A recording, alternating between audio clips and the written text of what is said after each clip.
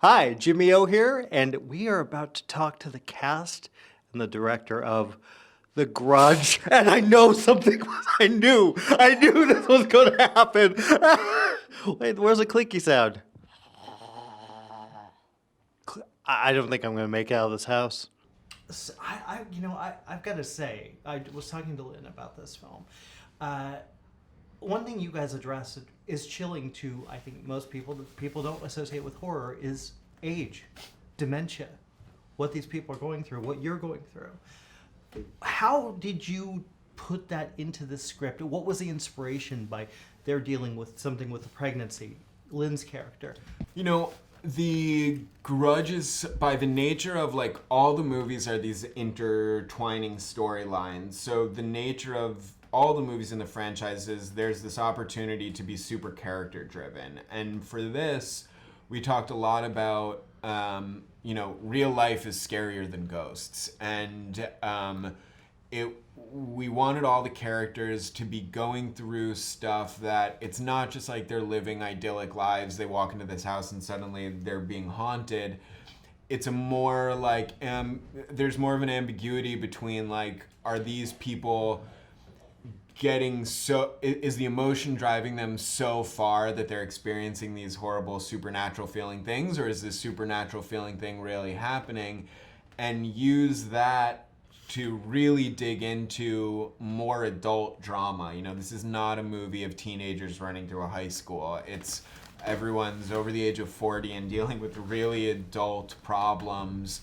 But I think that it makes the weight of the supernatural more impactful because there is a psychology to it that's driving the whole thing. Yeah, and I think for you go through a very difficult time with this character. Yeah. What did you read into him, and how did you connect with him?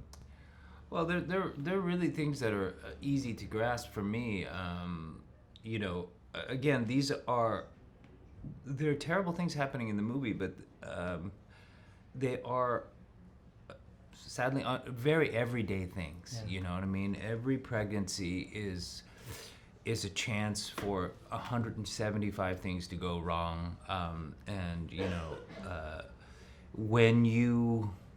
I think the thing about the story that makes it really terrifying and makes the scares really work is the fragility of each storyline. Everyone is right there, and that's really a truism about life. It seems to me that the things that make us so happy, they're beautiful and delicate and fragile, and something can come along and ruin things. I don't want to be a bummer, but you know what I mean. That's the nature of good fortune, and so the sweeter your life is, the more vulnerable you feel, paradoxically. And so I think that's what the movie exposes, and that's why the scares really work, because you're invested.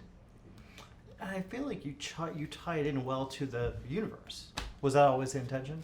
Yeah, I mean, the most important thing, I'm such a fanboy of the franchise, and it was very important for me to make something new and different and not feel like, you've seen this movie before, but find the ways to tie it cleverly for those super fans. Like, there's stuff that, like, to see what we've done, you have to, like, have seen all 12 Japanese Grudge movies. And, like, so I wanted to, in this day of, like, everyone on Twitter getting mad about everything, it's like, no, this movie is for people who have never seen a Grudge movie, but also if you, like, know every inch of the franchise, you're gonna have fun putting the puzzle together and seeing what we did.